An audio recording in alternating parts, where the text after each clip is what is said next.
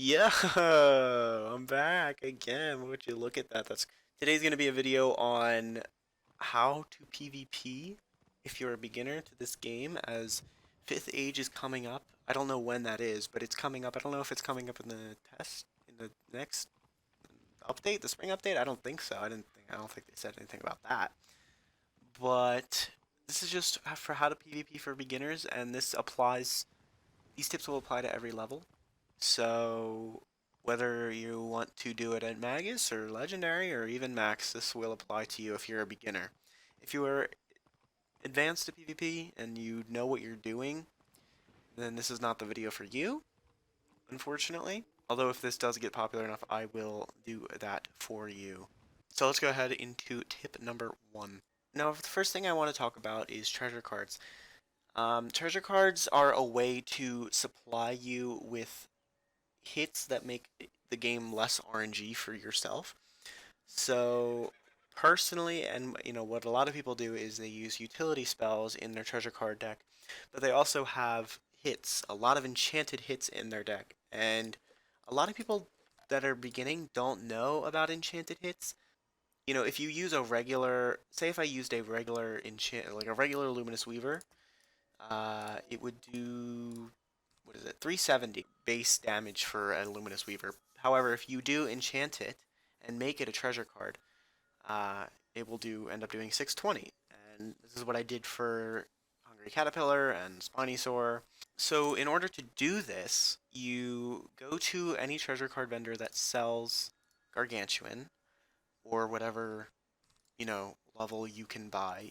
If you're doing Legendary, I'm pretty sure you can only use Monstrous. But if you are doing max PvP and you need to get Gargantuan TCs, I'll show you how to do that. So usually I get like a lot, um, enough so that I have enough to keep going in PvP, and then I'll show you how to enchant them now. So the first thing you're going to want to do is get a deck that you don't use, that you could just get from the bazaar. It doesn't have to be as big as this. I just have this extra from questing.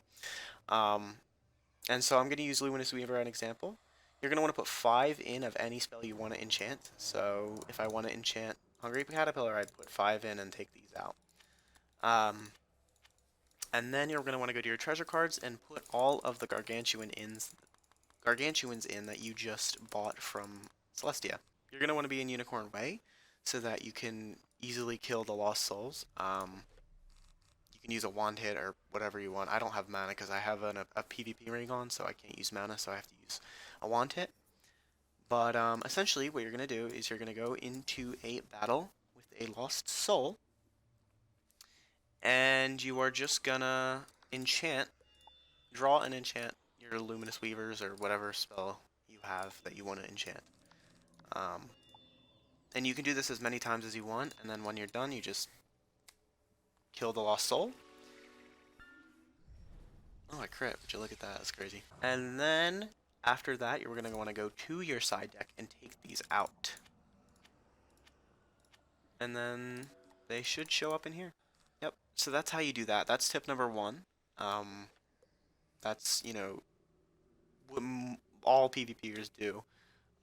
But a lot of people don't know about it, and I see a lot of people that are new in PvP um, going in without these cards, with these enchanted cards, and they're like, oh no, why am I not winning? So that's a big one for PvP in general, is to just have these enchanted cards with you at all times. Along with main hits in your treasure card deck, which leads me to tip number two, are utility spells. And utility spells are spells that help you gain an advantage on your opponent.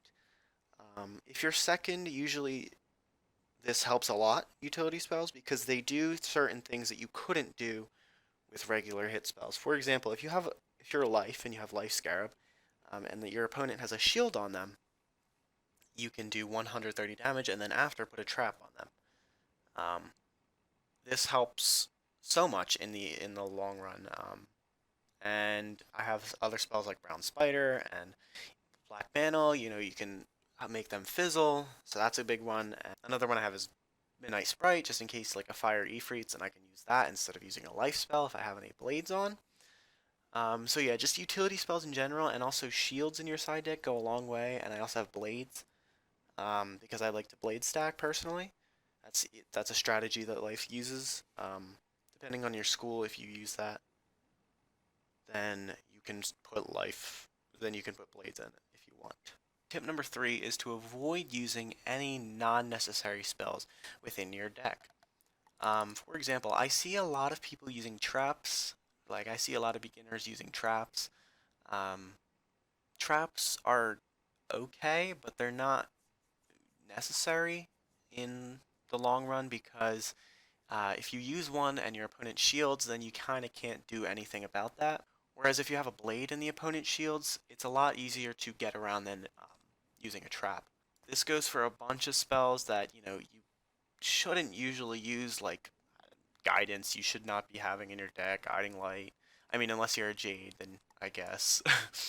But, Mass Life Prism, you shouldn't really be having that. You shouldn't have Unicorn. Basically, all these spells that you wouldn't normally use in a 1v1 situation, you have to think about that. If you're going against a boss, it's a lot different than going against a player. So you wouldn't be using Mass Triage in a 1v1 because it's for all friends and it's 3 pips. Whereas if you were facing a boss and you were, had friends with you, and you could use Mass Triage if you want. Um, but yeah, that's just it's different for each school. I know Fire uses traps a lot. That's like the only school that does. No other school uses traps. So if you're not a Fire, I wouldn't recommend using traps. But um, yeah, that's it for tip number 3. Tip number 4 is for max players or anyone who has Shadow Magic that is able to get Shrike. If you have Shrike, or you have Shadow Magic trained and you don't have Shadow Shrike trained, I recommend training that because it is probably the most useful spell at Shadow Era. Um, Probably the most useful spell, actually. It gives 50 Pierce, which goes through all shields, pretty much, and it's I recommend packing as many as you can in your deck because it's the most useful spell again. Other shadow spells are depending on the situation. So, for example, Balance recently has been using Nova, Dark Nova, as a strategy to kill people because of the recent nerfs that they had on lore, so that they don't really, a lot of balances at lower levels in Shadow Magic use Dark Nova. For example, I know it's very popular around level 100. Um, but other than that, you shouldn't really be using other shadow spells other than Shrike. The fourth tip I have is to use training points wisely. I see a lot of people training into different schools all the way up to their max card, and it's not necessary. For example, I see a lot of people at like max training satyr and stuff like that, and that's just not necessary. You should only really be training. The only schools you should be training that high are ice, which you get tower shield at level 16, which is the most useful shield in PvP. And you should be training other schools' shields. For example, I have Death Shield, and I have the Volcanic Shield with me. I don't have any other shields because I don't have any more training points because I'm not that high of a level, but use your training points wisely. Don't train them on things that you don't need for PvP, and never put other school hits in your deck because you won't be able to use them, and your own school hits do a lot more damage. The fifth tip I have for you is to be able to see your opponent's school. A lot of people don't know this when they're starting off PvP, but you can actually see your opponent's school. If you go to battle and battle orders, depending on what color the character is here, you can tell what school they are. So this person is a reddish brown type character, so I know he's balanced. Say if he were wearing a black cloak, he would be a death character, or if he were wearing purple, he'd be storm, or um, white and red, he'd be fire, or blue, he'd be ice. You can actually tell your opponent's school based on this, which is so crucial in PvP because it gives you the information that you need to know in order to go against this person. Say, if I didn't know their school, I could have been using death shields on him, but he's a balance, and that would be wasting a turn. So that's just another tip that is very important when you start off in PvP. The last tip I have for you is to just relax when it comes to Wizard101 PvP. A lot of it is RNG. You're gonna get second 10, 15 times in a row, and you're gonna lose to a guy by 20 health, and you're gonna go through all of these things that make it completely broken.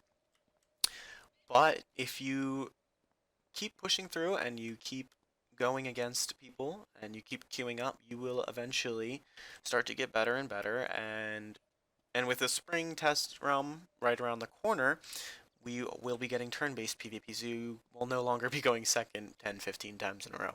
It will still be a lot of RNG based on whether they crit or, you know, stuff like that, but in the long run, you can easily get to Warlord with these few simple tips that you will help you in the long run and are very crucial when you're starting off in PvP. I hope you enjoyed this video. Again, it was for beginners and not for advanced people. If you have any questions in the comments below about what you're doing or why you're losing or any tips you need, I will be happy to answer them. I have had many characters be Warlord. I have a lot of experience in this game. I've been playing for 10 years, so if you need any tips in the comments, I will be happy to answer them. Thank you so much for watching, and I'll see you.